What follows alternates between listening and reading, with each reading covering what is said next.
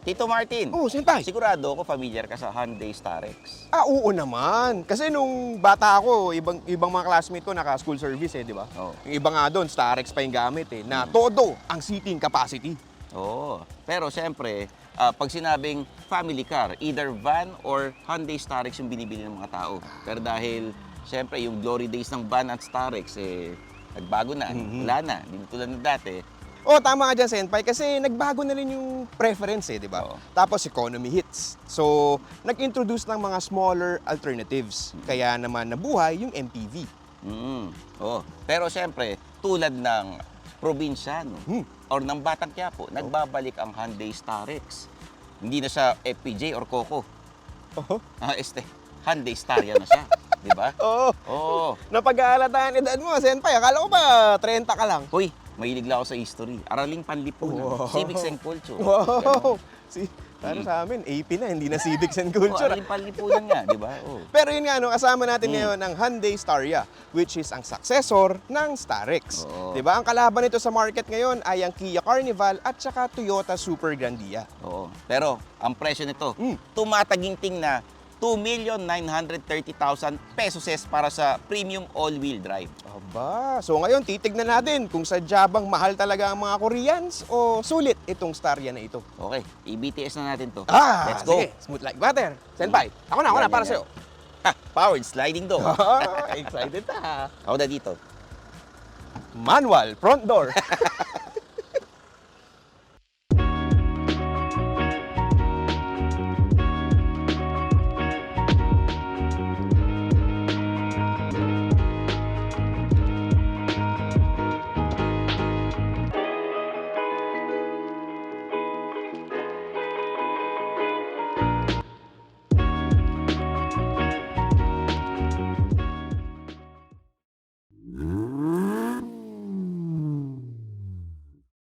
Kotse ba?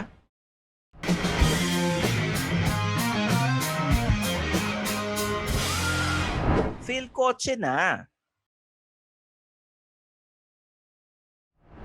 Nasabi ko na kanina na ang kalaban ng Hyundai Staria dito sa Pilipinas ay ang Kia Carnival at ang Toyota Super Grandia among others. Oh, kaya nga tingnan natin yung dimensions. Hmm. Okay. The Hyundai Staria measures 5,253 millimeters long, 1,970 millimeters wide, 1,990 millimeters tall. May wheelbase na 3,273 millimeters at may ground clearance na 186 millimeters. Sa kanilang tatlo, Super Grandia yung pinakamahaba. Mahaba siya by 50 millimeters. Oo. Pero sa wheelbase lamang ang Staria. Oh, okay. Pero pinakamalapad sa kanila yung Kia Carnival. Mm. Although, pinakamataas ang ground clearance itong Staria. So kumbaga, give and take pala sila pagdating sa sukat. Di ba? Tara, sipatin na natin itong sasakyan na to. Uy, sige. Alam mo, sa totoo lang, gusto ko lang sabihin sa'yo, Martin, eto na yung pinaka-futuristic na sasakyan na nakita ko. Mala Robocop and Blade Runner ang feels. Yung pagkakalagay ng DRL. Okay Ganda, Ang pare. gandang reference ng Oo. Robocop mo dun sa DRL. Wow, ito naman, Senpai, nakikiisa ang kalikasan. Ito, parang Korea novela feels. Pero itim ko para maging Koreano. Yun nga, Eto nga, Pero tama ka dun, Senpai. Ito pang isang standout detail nito ni Staria. Yung kanyang brass chrome accent sa grill. Kasi di ba usually nakikita mong accent dyan, it's either chrome, aluminum, or black. Pero ito naka-brass chrome, which adds to the Staria's unique appeal. Tapos hindi lang dyan may brass chrome. Andun din sa Hyundai badge, tsaka doon, sa chin, sa front bumper. Oo. Yung headlights niya, ang ganda pagkakalagay. Sumabay sa pagkakahulma nung pagkaka-curve ng sasakyan na ito. And yung light bar niya, yung DRL, eto yung nagmukha siyang futuristic dahil dito. Yan. Oo, tama Diba? ka dyan, Senpai. At mahabol ko lang, Senpai, yung front grille, pag sa malayo, aakalain mong color black. Pero pag tinignan mo na ng malapitan, dun mo na makikita yung brass chrome accent, di ba? Kaya, yun nga, nakakapag-add ng unique appeal sa Staria. Oo. Medyo may mga kamukha, pero siyempre, bagong-bago pa rin to and very unique, very futuristic. So tara, tignan na natin itong makina. Okay, sige, Senpai, bubuksan natin. Okay, Senpai. The Hyundai Staria is powered by a 2.2-liter diesel engine that delivers 175 horsepower and 413 Newton meters of torque. And then the engine is connected to an 8-speed automatic transmission. Pero take note lang, Senpai, only the Hyundai Staria Premium Plus variant ang merong all-wheel drive. Nabulol ako ng konti. In terms of fuel economy naman, nakakuha ako ng 6.5 kilometers per liter while driving around the city at an average speed of 12 kilometers per hour. Pero in light to moderate traffic, I was able to get 9 kilometers per liter. And then sa open highway naman, nakakuha ako ng 16 kilometers per liter while driving at an average speed of 90 kilometers per hour. Sara ko na, Senpai. Sara mo na. Tingnan natin yung Gedli. Gedli! Oh, Gedli. Oo, medyo Go. napipiyok din ako eh. Gedli! Yan, Gedli. Oh. Kulang na lang dito, Dalgona coffee. Oh, tama, mainit. Tsaka ubi cheese pandesal. Oo, parang pandemic yun ah. Gedli tayo, Gedli. Gedli, Gedli. Okay, tayo, Yan, Senpai. Napaka in your face ng design dito sa Gedli. Kasi walang character lines. Malaki ang window panes, kaya siya mukhang malaki. Tapos, yung hulma niya, inandun lang sa wheel wells. All else, puro curbs na. Oo nga, ma-curbs.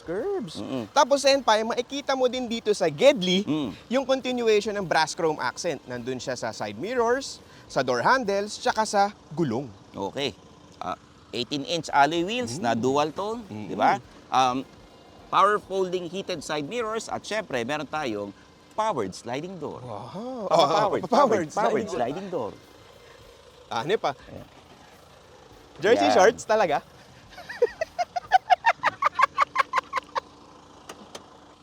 Bago Continuity. Likod. Syempre, likod tayo.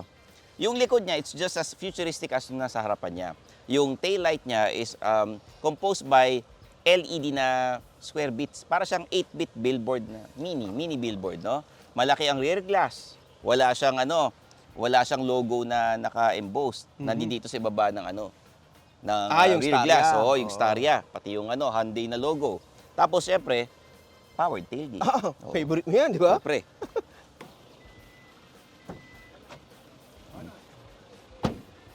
Powered tailgate. Powered. Sobrang tailgate. powerful. Powered Sasapahin ka. tailgate. Tadaan ako niyan, Senpai. Wait Oo. lang. Sa likod, meron siyang 431 liters of space with the rear seats up. Yun.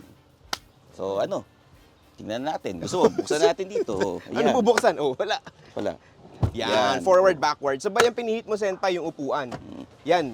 Medyo mahirap na i-fold kasi nakataas yung upuan. Yun yung pinihit na una ni Senpai. So gaganon yung Yan, rear seats doon. May urong mo yan. Yan. Gaganyan, di ba? So you can adjust Yan. depending on the luggage na meron kayong dadalhin. Sige. Relax. Luwag, di ba? Luwag nga. Yun. Interior tayo. Tara Taas na. na araw. Sa loob tayo. Tara. Andiyan ka na sa loob. Na ako sa loob. Teka, taas mo na. Sige. Di pa. Yan. Kala ko tatalon siya. Yan, Senpai. Isa pa. Yan, tapos yan. Ipit lang yan dyan. Okay, mamaya na natin adjustin yun. Papasok na tayo sa loob. Papakita ko sa inyo kung gaano kaluwag itong Staria na to. Powered sliding door. Sorry. Powered sliding door. Yan. Pasok tayo ha. Third row muna. Ganito kadali pumasok dito. Pag upo mo, naka-Napa leather kayo. May mga hard plastics all over, pero importante naman, komportable kayo rito. Legroom is okay. Headroom, maluwag. 5'6" ako. Si Tito Vincent, 5'7". Pag kasing payat nyo ako, mga 4 na taong nandito sa likod. Pag kasing laki nyo si Vincent, mga 3. Pwede na. Sobrang luwag dito, pare. Meron pang... Pero hindi recommended mag-4 na tao kasi pang-tatluhan lang yung seatbelt. Tsaka, yun. Safety first. Safety first. Tsaka ito, very ideal sa mga bata na gustong pumunta sa harapan. Nandiyan si mami, si daddy, or si lolo at lola, di ba? Ito, mas luluwag pa yung space pagka wala kayong bagahe. Mas luluwag pa. Kita nyo, luwag na. Pakita natin. Ayan. May ambient lighting ka dito sa gilid, magkabilang gilid dyan. May cup holders na maliliit. Meron kayong lagayan dito. May USB port. Kabila rin yan. Meron tayong privacy shade. Pag medyo maaraw at lalong malapit na summer, di ba? Dito meron namang ilaw. Pagka madilim. And yung aircon vents ninyo ay nandito sa second row, sa taas ng second row. Okay. Ayan. So, second row tayo. Napakadaling lumipat. from the third row to the second row. Again, napa-leather captain seats, may butterfly headrest. O yan, no, na-adjust. Meron tayong sunroof. Ayan, kung gusto mo magmuni-muni, gusto mo makita yung mga dahon-dahon na yan, pang Korean novela. Dito sa gilid, meron tayong privacy shade na napaka-importante, lalo na maaraw na. Boss na boss ang dating mo kasi meron kang Bose sound system. Yan. Oh, ang aircon vents natin nandito. May ilaw tayo dito. Ayan. Na-adjust mo yung aircon sa gilid dito. Ayan.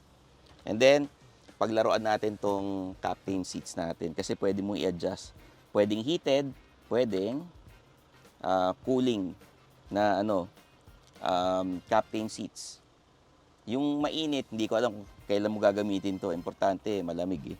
Sa Pilipinas pwede mo i-adjust to. Yan. Pag inaantok ka. Yan to. Pabalik. Ito pa. Para sa legs. Yan Ayan Alam mo, kulang na lang magpalagay ka ng TV rito sa likod. Pwede na. Pwede mo i-adjust yung Yan. Lalapit mo. Yan. Lalayo mo. Di ba? Okay. Pwede ring side to side. Yan. Yan. Yan. Yan.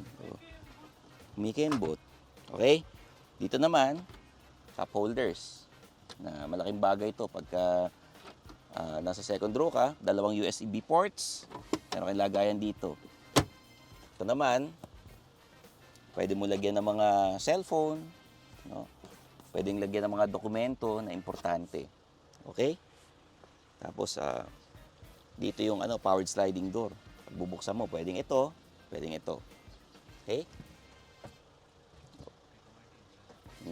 Ayan, may aircon vents, kompleto. Napaka-komportable. Tito Martin, what can you say about the front row?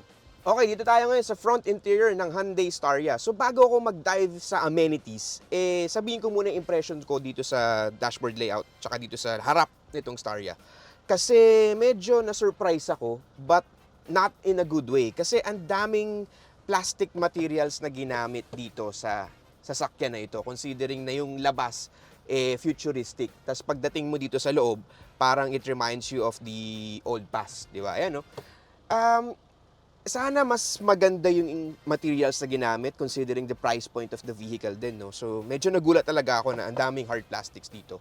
But good thing is that straightforward yung layout ng kanyang buong dashboard. Ang mabibigay naman nun sa'yo is that hindi ka masyado maninibago kahit na unang beses mong umupo dito sa driver's seat or dito sa loob, sa front interior ng Staria. So, yun, tara, dive in na tayo sa amenities. It has tilt and telescopic steering wheel. Ayan, pwede mo ma-adjust. So, diba? And then, meron pa siyang paddle shifters. Tapos, pagtingin mo sa harap, meron tayong 10.25-inch digital gauge cluster na parehas ng interface ng mga nakakabit sa ibang Hyundai models na available sa market today.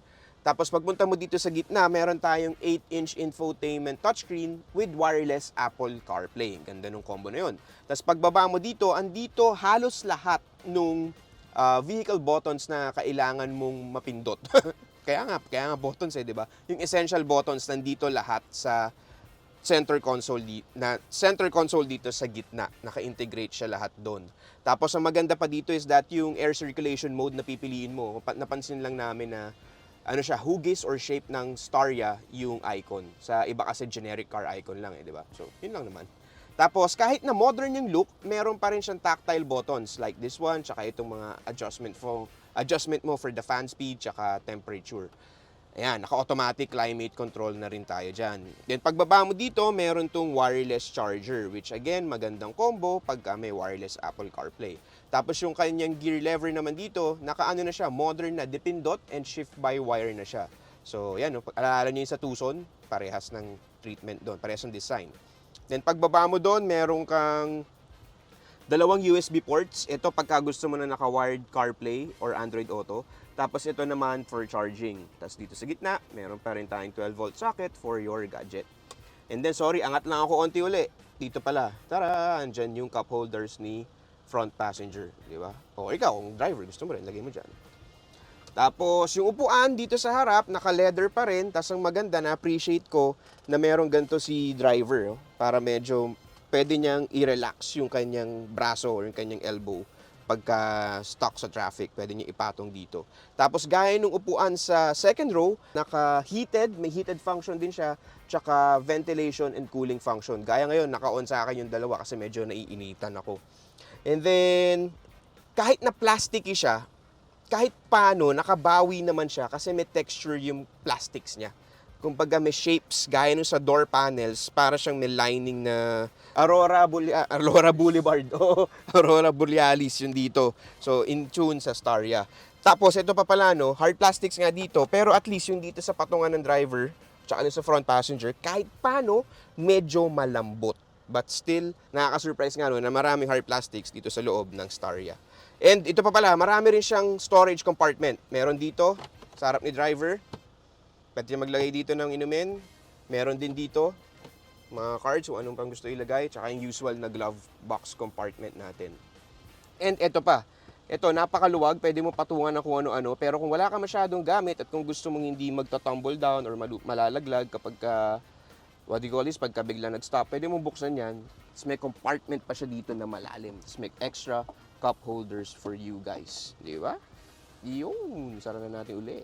At ito pa, no? Kung sa likod may sunroof, syempre sa harap mayroon din. Ayan, no? Kita nyo na. Tapos dito na-adjust yung function yan. So, pwede mong buksan if you want open air driving. Pero since medyo may allergy ako doon, sara ko na lang. So, pati yung controls ng rear sunroof, nandito. Yun lang yung walang control sa likod eh. So, iuutos talaga nung second row seats or nung rear passenger sa driver na pakitanggal yung shade sa likod. Tapos, nandito rin yung function ng power sliding doors natin. Pwede natin buksan ng sabay. Basta, as long as nakapark yung transmission mo. So, yun. Pwede mo rin sara. Para na, kung ikaw ay driver, di mo na kailangan bumaba. Pipindutin mo na lang. Ayun. Tara, drive na tayo. Senpai, drive na tayo! Grabe, on cue yung hilik ah. Bye-bye! Ano yun? Magdadrive tayo? Ako, ikaw. Pasahero. Sige, mag-drive ka lang. Sige, bye-bye! Oo. In terms of safety, the Hyundai Staria Premium has 6 airbags, ABS with EBD, electronic stability control, hill start assist, lane keep assist, forward collision avoidance, tire pressure monitoring system, manual speed limiter, forward collision avoidance assist junction, front and rear sensors, 360-degree camera system, blind spot monitor, lane following assist, and smart cruise control with stop and go. Okay, we're now driving the Hyundai Staria Premium Plus with AWD. O, Senpai, kamusta ka dyan? Syempre, sobrang komportable pare. Relax nga ako dito eh. Captain seats ba naman? Oh. Pare, tapos yung NVH natin, tahimik. Oh. Saka sinasabi ko sa'yo kanina pa, maluwag. Yun nga lang, wala akong control sa sunroof. Kailangan utusan ko pa yung driver. Tito Martin, paki-adjust ng konti yung sunroof, di ba? Tapos yung aircon vents natin dito sa second row, medyo malayo. Tapos yung sa third row naman, nalalayuan din sila. Kung sabihin ko na lang pang second row itong nasa third row, edi kawawa naman yung mga nasa likod, di ba? Mag-aagawan kumbaga. Yan. And yung windows niya, dahil nga malaki, pa-side yung pagbukas. Diba dapat up and down yan? Gets. Yun. Buti lang, may privacy shade ako rito. Yan. Ikaw dyan, kumusta ka dyan sa harapan? Ito no, nasa harapan ako. Hmm. Yung una kong napansin dito is that kailangan ng konting push nitong Staria from standstill kapag aandar ka from standstill. Tapos evident din yun kapag ka mga biglaang uphill roads. Kailangan mong bigyan or kailangan mong apakan significantly yung accelerator pedal para pumasok yung power. And ang ano naman doon, kapag ka nakuha niya na yung tamang gearing, ang tamang gear ratio at yung tamang power, magiging swabe na yung ride mo. Ang pinaka way to bypass that kind of engine rev, yung matagal na babad nung revs, is that pipitikin mo yung paddle shifter, senpai. Mm. Para ikaw na yung magda-downshift for the Staria. Para mas matatakal mo yung uphill roads ng mas confident ka. Ito. Kasi, di ba, hindi basta-basta ito, Ito. Stop natin ng onte, di ba? Ano tayo dito? Yan, that's what I'm talking about, to. 5 tayo dito sa loob. Kailangan mo ng konting push para umangat siya. So, kasi ang explanation ng senpai, ang laki ng kotse, di ba? Malaki yung kotse, and sa mga unang andar, kailangan talaga ng konting push nitong Staria. But then again, kapag ka nagko-cruise ka na on the open highway, swabe, wala akong masabi. And then yung kanyang suspension, tune into comfort eh. In that sense, mas maganda yung road impact absorption na makakadagdag sa overall ride feel, lalo na nung passengers dyan sa second row na naka-captain seats, di ba, senpai? Tapos ito pa, sabi ko nga kanina, may paddle shifter siya, It plays to your advantage din, lalo na kapag ka mga downhill roads. Kasi pwedeng hindi mo ibabad yung paa mo sa preno eh. Pwedeng i-downshift mo para yung revs mo mataas. And that, in a way, engine braking yung mangyayari. Tapos eto pa, since the Staria is a big car, kapag ka lumiliko ka, okay lang. Swabe, hindi ka matatakot kung ikaw yung nagda-drive na medyo nagwa-wobble to the side. Walang ganong feeling eh. Sakto yung salo ng suspension tsaka ng buong body nung Staria. In a way, magiging confident ka when you're tackling tight turns tsaka yung mga winding roads, lalo na yung mga paakyat ng Tagaytay. Tapos yung NVH niya, given masyadong dinig, hindi naman masyado. Oo, hindi yung ano, Hindi yung si cameraman videographer, natin, pero hindi. Oo. Given na na naka-diesel engine siya, dinig ko dito sa driver side, which is okay naman, understandable naman yun kasi it's a diesel engine, ganun talaga yung grunt niya. Tapos, senpai, ito bago ko makalimutan, itong Staria has 4 drive modes. Like nung mga sinasabi natin sa ibang Hyundai models. Meron siyang Eco, Normal, Sport, tsaka Smart. Pero what I usually used is yung normal. So sa normal, gaya na sabi ko, at low revs, at standstill, medyo kailangan ng push. Pero pagka naka-andar ka na, goods na si Staria. Tapos ang ganda pa dito, nag-shift siya below 2,000 RPMs.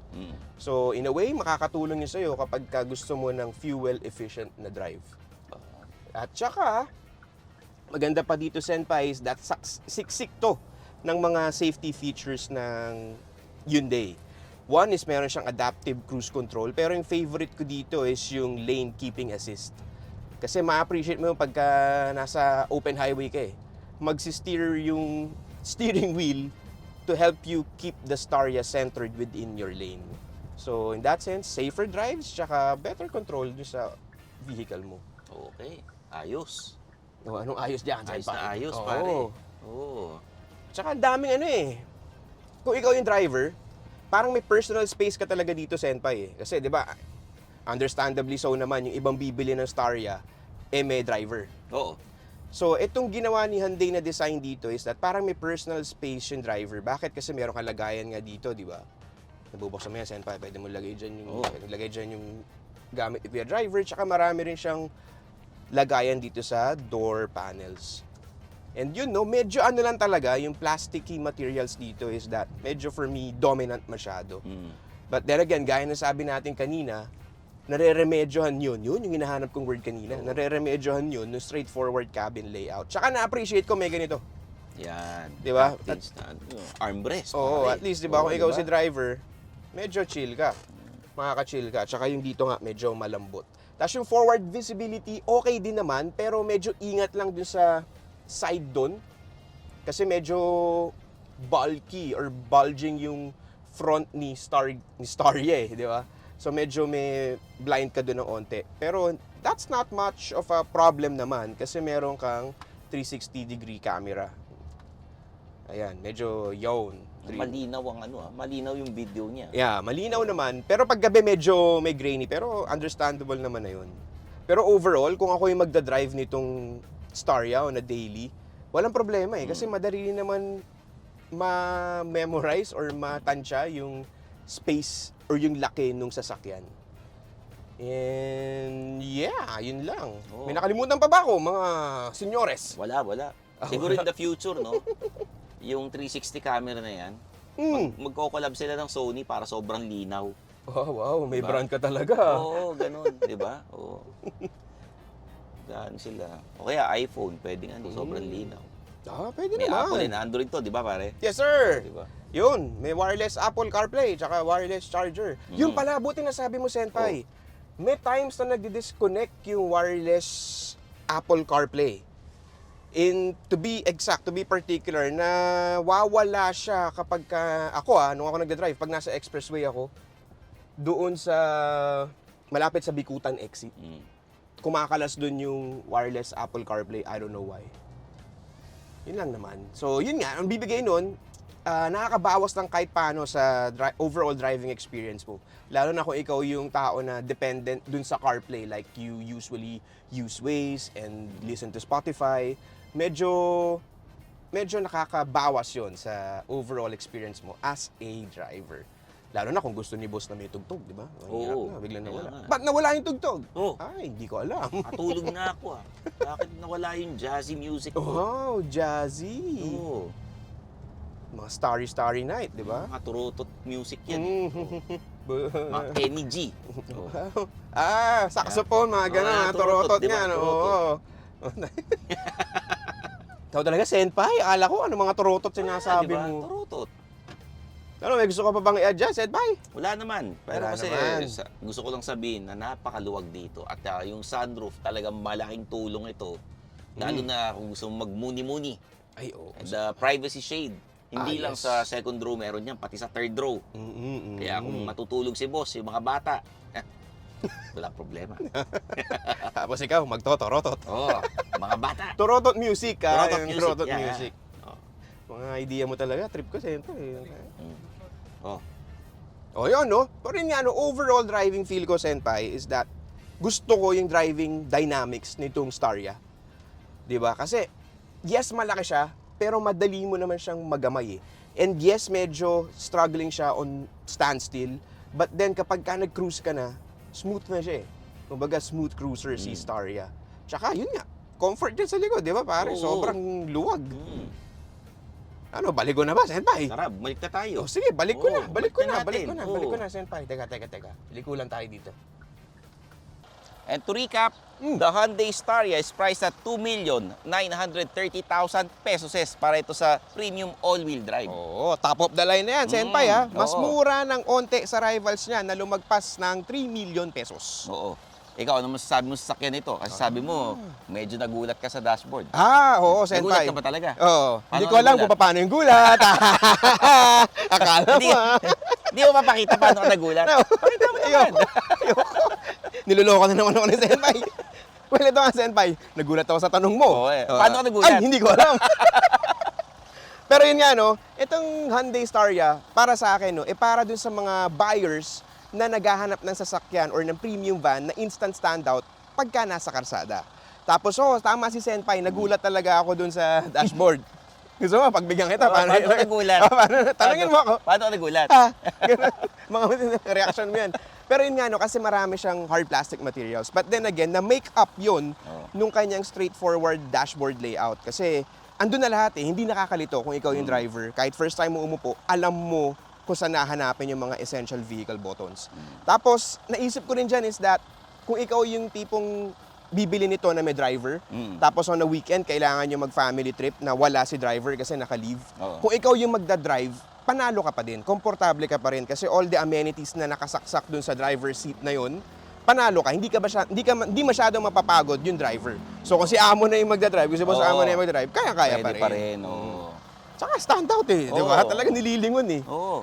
Ikaw naman, Senpai. Tanungin mo ako, ayan. Ano naman ang masasabi mo sa Staria? Alam mo, kahit sabihin mo maraming hard plastics, piano black trimmings na gasgasin, no? Sa espasyo pa lang, tsaka yung comfort pag ikaw ay sumasakay, sulit na. Sa second Captain seats sa second row. Tapos yung mga adjust mo, electronic, bare. Pwedeng- Sulit na sulit. May mga sunroof pa, kumpleto amenities, malamig. Pare. Well, Ako, sulit sa akin to, bibiling ko to. Siguro mga 3, bibili ako niyan. Sige.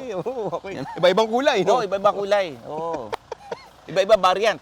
Pwede rin para variant comparo ka. Oo, parang Sige. yung base model, sige. Kasi hindi naman tayo close, hiramin mo yung Hiramin. base model. Pwede, Ganyan, pwede. oo. Top of the line sa akin, hindi ko papahiram yan. Gusto ko yung dami niyang naisip sa ano eh. Di ba? Pero yun nga, no, ito sa sum it up, Senpai, Oo. sinabi lang natin, itong Hyundai Staria is a Futuristic. futuristic car Oo. with amenities inside that can Oo. make the passenger comfortable. Oo. Space talaga. It's not perfect, pero sa totoo lang, kung bibili mo, sulit na. Oo, tama ka dyan, Maluwag, Senpai. kahit na 6-footer ka, kasya ka Oo. rito. Kung may mga gamit ka, pwede rin. Ang kulang na lang, TV, maglagay ka eh. Di ba? Tama si Senpai doon. It's not perfect, no? Kasi wala namang perfect eh, di ba? Mm. Pero hindi natin maikakaila na it's still a great offering from Hyundai, lalo na sa premium van segment. Mm. So there you have it, guys. Kung gusto nyong makauna sa mga bagong videos, like and subscribe to our YouTube channel. Click the bell icon para syempre alam nyo yung mga nangyayari sa showbiz happenings, hindi Oo. sa car industry. Gugulatin na naman niya ako. So follow nyo kami sa aming mga social media accounts. Meron ako niyan. Dami ka Facebook, niyan. Instagram, TikTok. May sarili akong YouTube, youtube.com/StanleyChi. Meron akong underpaid podcast sa Spotify and Apple Podcast. Kinig na at mag-subscribe. At syempre, meron akong Radyo 5 na hosting gig. Good Vibes, Monday to Friday, 6:30 ng gabi hanggang 8 o'clock ng gabi. At Feelings, Sabado ng gabi, 9 to 11 naman. Okay. So, I'm your host, Stanley Chi, ang inyong senpai ng Turbohan. At ako naman si Martin Aguilar, yung cambio boy next door. Kita-kits tayo sa next video. Bye-bye. O tara, Senpai. O tara. Lagod ka ba ulit? Powered sliding door. Thanks for watching. For the latest news, reviews, and anything you want to know about cars and car ownership, visit philcoche.com.